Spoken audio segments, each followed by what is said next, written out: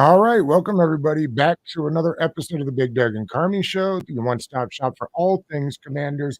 Make sure you subscribe, hit the notification button so you never miss anything. Like today's episode with Zach Selby from the Commanders. Zach, how are you, buddy? Doing all right. Yeah, it's been a pretty busy month or so, honestly, going almost, exclusively from the draft and straight into schedule release. We've had a lot of stuff going on, but honestly, this is one of the best times in the offseason to be a football fan because you're getting really hyped up. You get excited about who you're going to play week one. You get excited about your draft pick.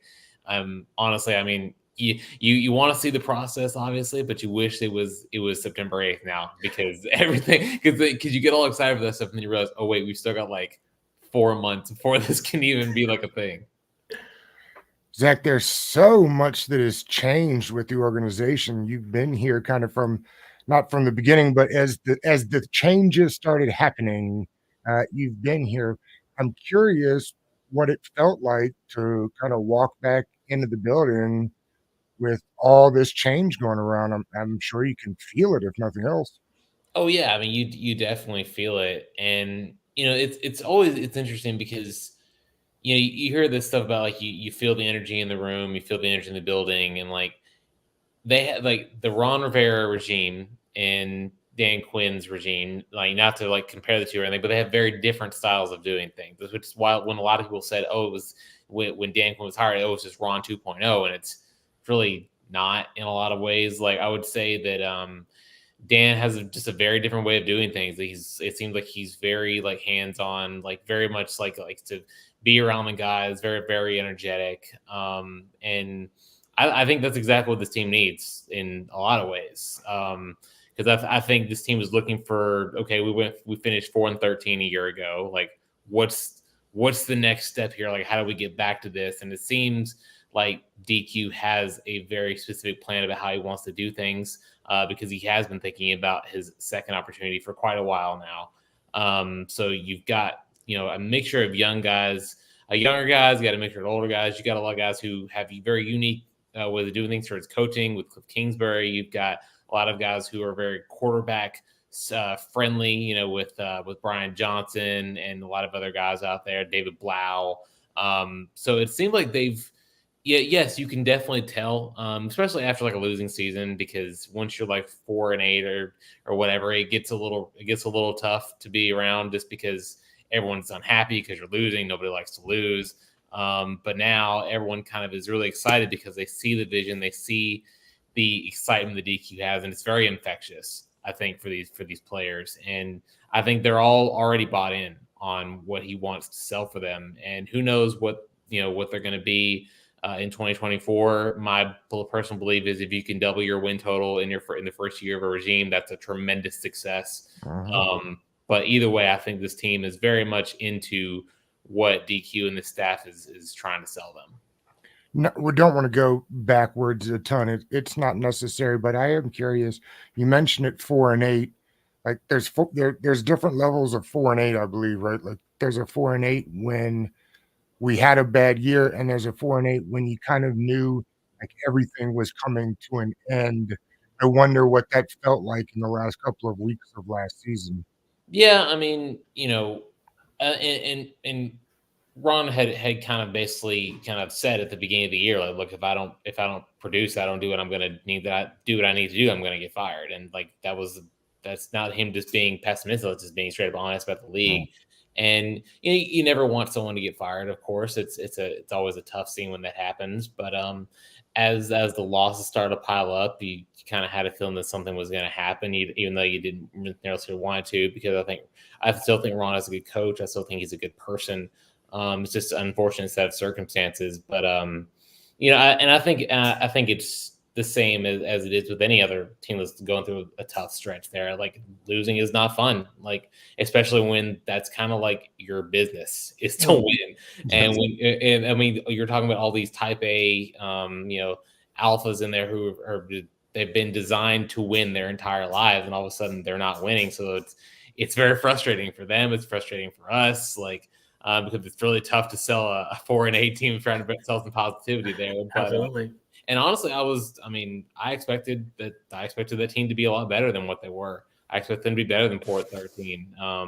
But that was the hand that they ended up pulling. And the good thing is now, like I said, we don't know exactly what they're going to be in 2024, but it does seem like they've got a lot of really good positive momentum heading, in a very positive direction. So I'm excited about that.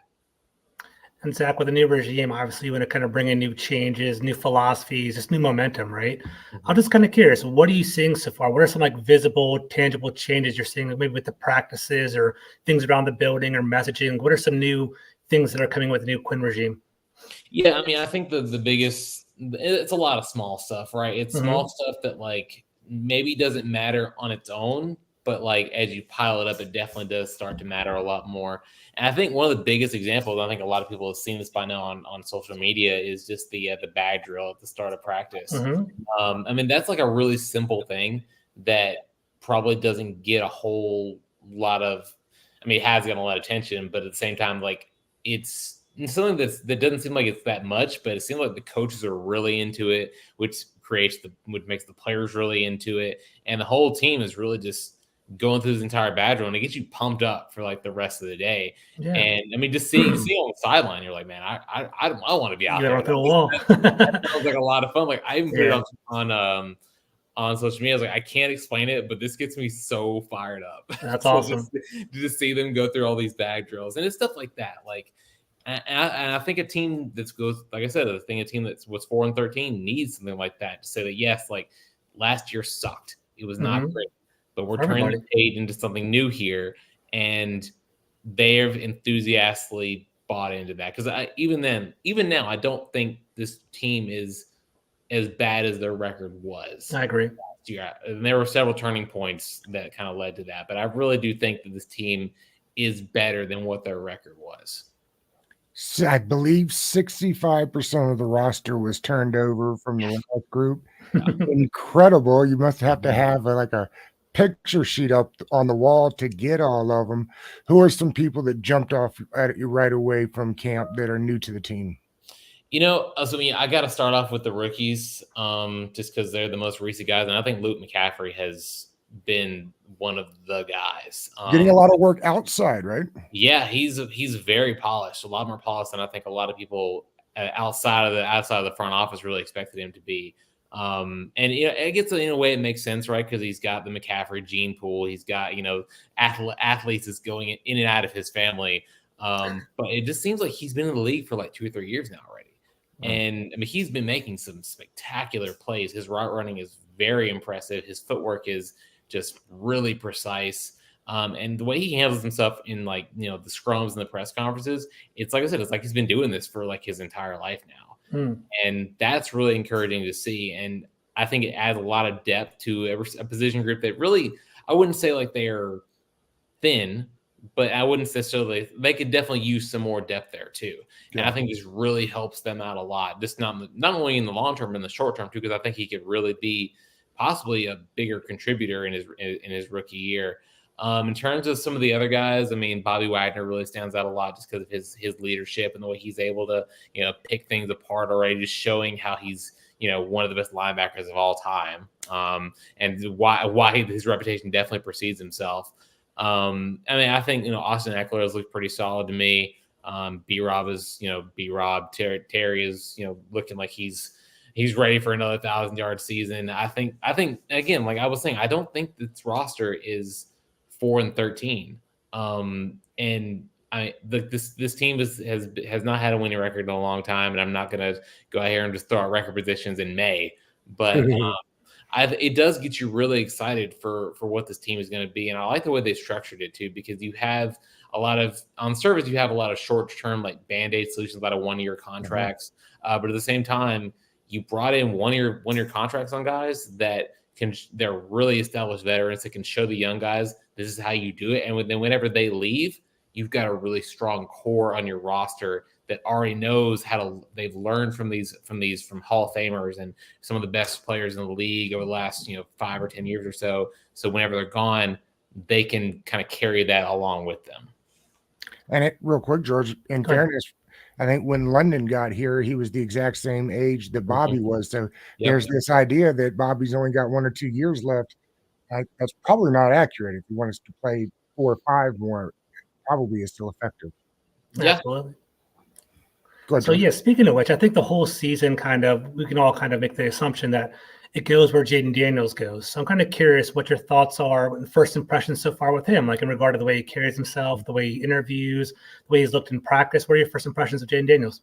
I mean, it's going to sound boring, but he looks exactly the way that you would expect him to look as a number Okay. 1 overall pick, which on its own, like, just is so much better than the quarterback play that we've gotten over the last, since I've been here, since before I've been here. Like, and that's not to disrespect guys like Alex Smith or there's been some good quarterbacks here that have just for one reason or another just not worked out. But you can very much tell the difference in Jayden Daniels. Like he emerged as kind of my draft favorite during the process. Okay. And you see the footwork is exactly the way it should be. His base is really, really nice. The ball just really zips out of his hand in just a way that you really haven't seen in a long time. And he doesn't necessarily have like the arm strength that maybe guys like Carson Wentz or some of the other quarterbacks that have been around here like that they have, but he does have some strength to him. And it does fly out of his hands, and he puts the ball in such good spots, and it already looks like he's got a very good command of the concept he's learned in the offense so far. Now, he's still got a long way to go in terms of learning the rest of the playbook but I guess this would be install day, I don't know, like 5 or whatever. Yeah, it's not it's still a very good process. He's got that down. And I think, they haven't named it a starter yet, but I think everyone kind of assumes that it's going to be him at some point. And I haven't seen anything that would make me go, oh, I don't know why they picked him at number 2 when they could have taken somebody else. He's basically lived up to every single expectation that you would have for a really dynamic, exciting player. And I think whenever he takes charge of the offense, hopefully in week 1, maybe later, who knows, like I think he might surprise some people with how impressive he's going to look, because I think he's really polished already. And I appreciate what you said there too, because you can look the part because you're expected to look the part, but then you can look not like the part, which would be much worse, right? Like we expect you to look a certain way, you'll get credit for that, but you could have looked really bad and you didn't, and that's a good thing. Zach, I know it's obviously early. You mentioned something like maybe install day number 5, but do you have an idea? Do you have a theory on what the offense might look like? I think people hear Cliff and assume something, but I think we've also learned that a bunch of the coaches on this staff are redo guys, right? That have had time to get away from the game, relook at it, maybe say this is what we were doing before and it doesn't work, or look at all these things that maybe if I take some of this, it'll look this way. We've got Anthony Lynn on board. We've got Ryan Johnson on board. Do you have any idea what this offense will look like? I mean, it's really tough to say what an offense is going to look like when it's May and they're doing 7-on-7s and all that other stuff. But if you go back to what Cliff Kingsbury has done in his past, right? I mean, he said it's not air raid. It's not going to be an air raid. He wouldn't call it necessarily. But, I mean, I think we can assume that there's going to be some air raid tendencies at least. So, I mean, you're going to see some shotgun. You're going to see some quick game. I think you're going to do things that are going to highlight Jayden Daniels' skill set. And I think you're going to see some deep shots down the field because he was one of the best deep throwers in college football last year, over the last couple of years, actually. So I think you'd be an idiot to not use that in some way. I think you're going to see some stuff that's going to highlight his ability as a runner, because again, one of the best running quarterbacks in FBS history. So I think you're going to see a lot of that. But at the same time, you mentioned Anthony Lynn. You mentioned the people on the staff who want to emphasize running the ball, and I think that is something that this team desperately needed last year. They were last in run pass ratio, but they had, I mean, I think they averaged like top 5 or something in yards. Ryan Robinson, like 4.5 yards or something. It was good. Of course, yeah. And I mean, I think it's going to be, it could be a really good year for Brian Robinson, because I think you're going to get to, because you've seen some flashes of what he can do as a running back, and it's very, very impressive. but I think now you can maybe tote the rock a little bit more. I think you're going to be able to see who he is fully now. And I cannot wait for him to finally get 1,000-yard season, because I think he definitely deserves it. He probably could have gotten it his rookie year had he not, missed out 5 games and, still missed out on some other contests there. But I think they're really going to emphasize some backfield play here, whether it's, just running the ball, using Austin Eckler as in the backfield. I don't think the running backs are just going to be pieces of the offense here. I think they're going to be actual focal points in some ways. And that makes me excited as a former offensive lineman. That makes me really pumped to see us running the ball a lot. And I think this offensive line too is built more to run the ball than pass anyway. And plus running the ball, run blocking, I think, is a lot more simplistic. Like, you see your guy, you go hit your guy. Go get him. And I think that's really going to help out Jayden Daniels a lot. I think there's going to be a little more balance in terms of just run pass ratio. But I think quick games, laying it out there, just looking for. Have they been using any motion? Have you seen any motion being used? I'm curious about the whole motion. Cliff Kingsbury was not a motion guy when he had his turn. I mean, yes, but at the same time, like I said, it's 7-on-7, so you're really you're not getting a whole lot out of that. Yeah. I think you'd have to wait until training camp till we've got a full 11-on-11 period to really kind of get a good look at okay, this is a better example of what this offense is going to look like in September. Yeah. Zach, one of the things that I'm curious about this year is the synergy of the coaches. We have a new coaching staff kind of working together, trying to form chemistry amongst each other. Are you seeing different personalities pop up? Are you seeing leadership kind of take a hold? I remember watching Chris Harris a couple of years ago, just kind of barking at me, one of the loudest coaches on the field. I loved watching him deliver his instruction. Is there anyone kind of sitting out to you, or are they kind of working together pretty well? What's the personality of the coaching staff we see so far? I mean, it seems like it's pretty energetic. They're all very enthusiastic. It seems like they're all very, very. They want to make a point of being involved in the drills, which I think is very good for what you want to see from a coaching staff. I think I would say if there's anybody who stood out a lot, is probably Cliff, just because he's been very active with coaching up Jayden Daniels, very active in giving Mariota some tips. And I think that's what you want to see out of your offensive coordinator, and a guy who played the position, who was successful at the position in college. So he gets it. He gets the position very well. But I think something that I do like about this staff is that they do all have some sort of different personalities, but they're all kind of have this. They all have this one or two good qualities of being good teachers and being good leaders. So I think once you have those two things in common, you can kind of get past maybe some personality differences here and there, and just work towards your common goal. And I think that's something that this staff has done very well. Putting together, because the good example is they've got a lot of quarterback-centric coaches in their staff. So it takes a village in a lot of ways, but they're all using their different approaches to create one approach, and that is, like I said, it's encouraging to see. And I think it's gonna make for a very diverse, both on offense and on defense. I saw a video the other day that had Bobby Wagner and Ken Norton Jr. in there, and I said, "What universe is this? What in the Burgundy and Gold? What am I watching here?"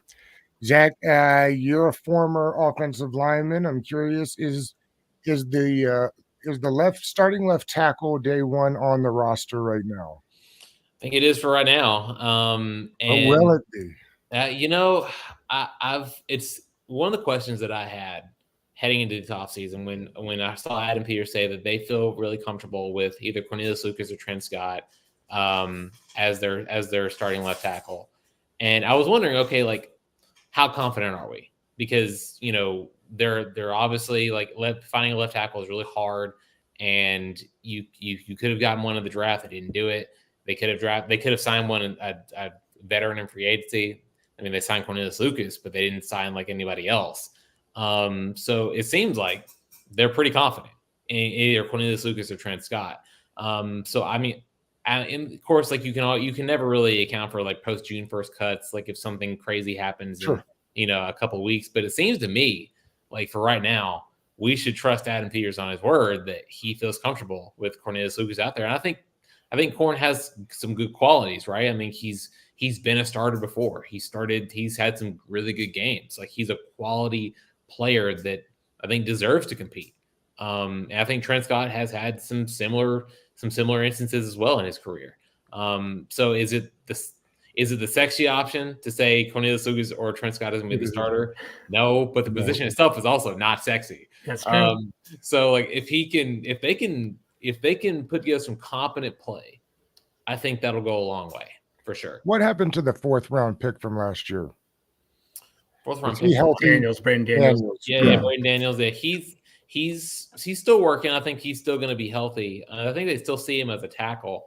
But we haven't really seen him yet because he didn't really qualify to be part of the rookie mini camp, and it's always hard to get a good evaluation of offensive linemen this time of year because it's not really their time, right? Like you need to see them in pads for you to actually get like a good barometer of where they are. So he's still on the roster. He's getting healthy, and we'll see him in August to see exactly where he's at because they had this previous regime had some high hopes for him.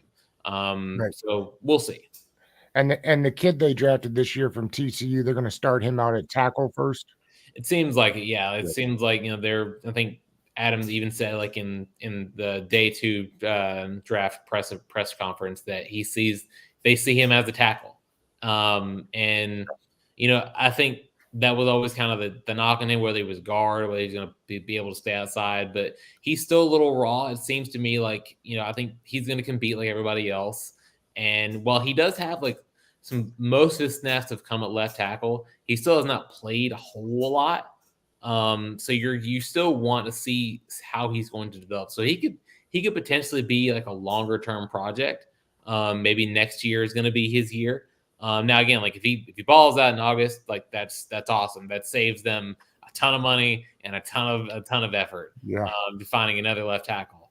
But at the same time, like it seems like they're willing to be patient with him and let him kind of do his thing. Let him kind of learn what it's like to be a pro. Learn from Bobby Johnson. Learn from Corn. Learn from Trent Scott. And then maybe next year you're gonna say, okay, we're gonna put him as a starting left tackle. And if not, hey, you got another guard. And there's nothing wrong with having depth on the offensive line, especially one who can play multiple positions. Yeah, I know he gave up 0 pressures in that national championship game at left tackle to Georgia. That's not nothing. It's not nothing. Nothing. Sticking with the offense, I think the tight end group is very interesting this year. And I think, it's clearly going to help out Jayden Daniels. I'm just curious, and I don't know how much exposure you've had so far, but how is Zach Ertz looking? How's Ben Sinnott looking? Or do they look the part? Are they looking pretty successful so far? What are your thoughts on that? Yeah, I mean, Zach Ertz is a pro, personified. He's a veteran. He's been doing this for 12 years now. He has a very specific way of going through practice. Like he does everything with intention. He looks like a Pro Bowl guy, like one of the better tight ends we've seen in the last decade or so. Okay. So that's not a surprise to me at all. In terms of Ben Sinnott was a very athletic tight end in college. He looks very athletic right now, and I think I wouldn't be surprised if he's maybe Zach Ertz in waiting in some ways in terms of this offense, just because he's an all-around guy. He can block his face off. He has very good hands. He's a good pass catcher. I think maybe if you give him some time, I think eventually he'll turn into that guy. For right now, I think he's just learning as much as he can, and just trying to flash his talent whenever possible. And I think he's done that so far. He had a couple of really nice plays in rookie minicamp. So we'll see. But I think the tight end group, I think this group has been very interesting. It has been over the last couple of years because before Ron got there, they got almost no production from their tight ends at all. The next year, they got tremendous production, and then they had some injuries, and they've kind of been chasing that 2020 production for like the better part of 3 or 4 years or so. Yeah. But I think they've got some really good prospects too. I mean, Armani Rogers is. Everyone seems to, really like him, but we haven't seen a full consistency yet. I think Cole Turner is another X factor, considering he looks like he's maybe put on some weight a little bit, which is good to see. Get another good red zone target, possibly if he's healthy and he's able to be productive. So I think this group has some potential. It needs to show it to me to have a little more confidence. But you do feel optimistic about it. Let's jump to the other side real quickly. It was interesting when they draft Shane Strill from Michigan, who is most certainly a slot nickel corner type guy. Quan was kind of doing that towards the end of last year with Cam Curl out. I mean, I'm just trying to post through what maybe the secondary ends up looking like. Forbes didn't have a great year, but I think I heard Forbes say that he had a 30 visit with the Cowboys last year, and Dan Quinn, which you would think they at least have him on the radar. Forrest comes back. So what do you think the back end looks like? Yeah. And again, I know we're early here, but just a little speculating. That to me, I think is the biggest question for this team for the entire offseason. Because on one hand, it seems like you've got pieces in place, right? I mean, you've got, Forbes, who maybe didn't always have the best rookie year, but you saw some stuff from him that makes you feel a little confident, especially with the new coaching staff in here. And you've also got Benjamin St. Juste, who has also had obviously a little bit thicker build, and it has shown some capabilities as the number one corner. But I think, you got questions about both of those guys, right? Like, I mean, you need to see more from both of them to say that to say confidently, okay, these are your two starting guys week one. And I think maybe the staff knows that a little bit, so they brought in Igbenogany, they brought in Michael Davis. Like, I think Sam Russillo is. I think you look at him and you think he could be a plug and play guy just because of how versatile he is and how much he just has a nose for the ball. You also have to consider Derek Forrest is coming back, and when he was healthy, he was a pretty solid safety for them. Quan Martin, again, another guy who really came on a lot last year, really showed a lot of growth in the last half of the season whenever he was getting more snaps. So you want to see what he's able to do. And maybe he fits the Cam Curl role-ish role. It's a different defense, so it's kind of hard to say. But yeah, I think you've got a lot of questions about that group, because you've got a lot of pieces. Right. Do they have a natural free safety? Is Butler supposed to be that guy? I would think maybe. But also, you've got guys like Jeremy Chin, who I wouldn't say he's a free safety. Right. But I keep forgetting Chin's on the team. Is crazy. Yeah, he's more like a linebacker type there right now, right? It's kind of a nickel kind of. Yeah. So I mean, maybe Quan is in that role. But these are questions that we need to answer. We're not going to get them right now because everyone is trying a lot of different spots and everyone's moving around. And as little as you can get out of offensive players on 7-on-7, you get even less out of defensive players on 7-on-7, because it's really, at this point, it's kind of an offensive drill, especially since there's no contact. Yeah. So again, I think you need to watch that entire back half of that defense really heavily during training camp, because to me, I think that is one of the more fascinating questions of the entire offseason. And it's one they do need to answer, because whatever they were doing last year was not working. No. They're allowing more explosive plays than any team in the league. And that can't happen anymore, especially the way offenses are going now. Zach, the league is allowed for a third helmet. Will you tell us what it will be today? I am very fortunate to not have any inside information on that. I am involved in nothing in that, and there are some things about my job that I'm very glad that I am not involved in. And uniform stuff is one of the things. Zach, I always find it, with our job, we have to be unbiased. We have to, just kind of be objective when we're watching things. But I'm curious, you're going out there on the practice field. Do you have a particular player you enjoy watching the most, a particular position group you enjoy watching? And, like Jahan Dotson's route running, or just Bobby Wagner's leadership, or something. There's just something that you just you walk out in the field, I'm going to check him out today. Is there anyone like that stands out to you like that? I mean, the easy answer is always going to be Terry, just because that. But I won't give you Terry because everyone loves to watch Terry. Okay. I do enjoy watching the offensive linemen. Okay. Show my bias here a little bit. Where did you play, guard or tackle? By that, I'm just kind of curious about that. Well, I played a little bit of both. Okay. Back in the day, I was 290 pounds. Oh wow. Okay, I didn't know I that. was Okay. 300 pounds when I Okay. started, and so I was a guard. Lost some weight, moved over to tackle. Okay. So I played on both sides, both left and right. I had no idea. Yeah, I know. But so I do like to watch the little details about, where is this person's footwork? Is his steps, are their steps going properly? Is his hand shooting to his waist before he slows out the way that he should? Is his head in the right spot? Is he going for the outside number on reach blocks? Like that kind of stuff just really gets me going. Cool. Love to watch one-on-one pass pro. Love to watch just inside drill, just a bunch of guys in there just hitting each other. I think that's really exciting. It's that kind of stuff. It's the one thing that I feel most confident in my football analysis. I love played the position and played it for a number of years, and it was drilled into my head exactly where people's eyes, feet, and hands should be for any play. So that kind of stuff always gets me excited. Cool. What are your thoughts on the new O-line coach? He was good in Buffalo.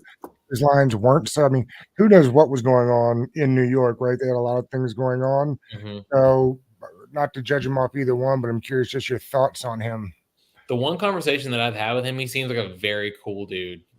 Very much. I think he's very much like a new school offensive lineman coach. Where I think if there's any version, if you had to name any coach on any staff who is like the biggest old school guy, it's almost always the offensive line coach. Almost always. Yeah.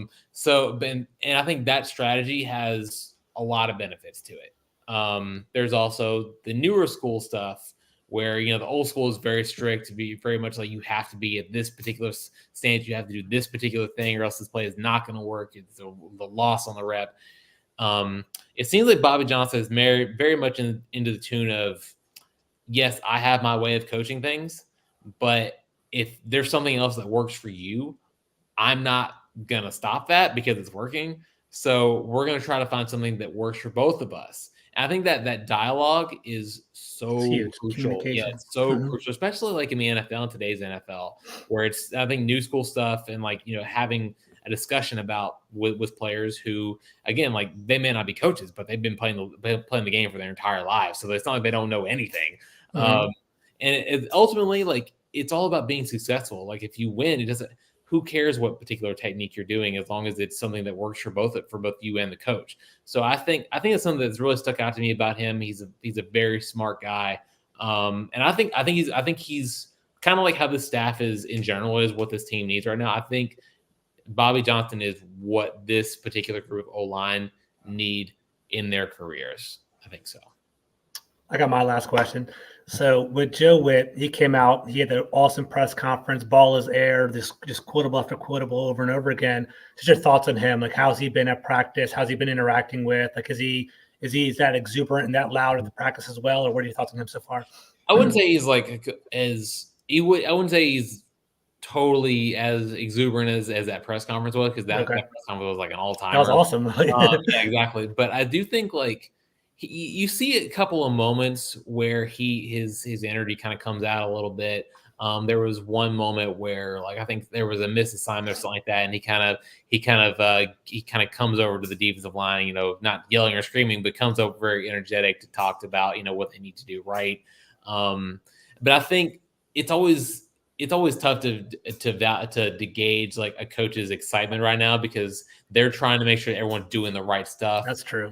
I think when August comes around, that first day of pads, it would not surprise me at all if he was one of the guys that was just yelling his face off. Okay, cool. It seems like he could very much be one of those guys. But he's also got a very serious confidence to him.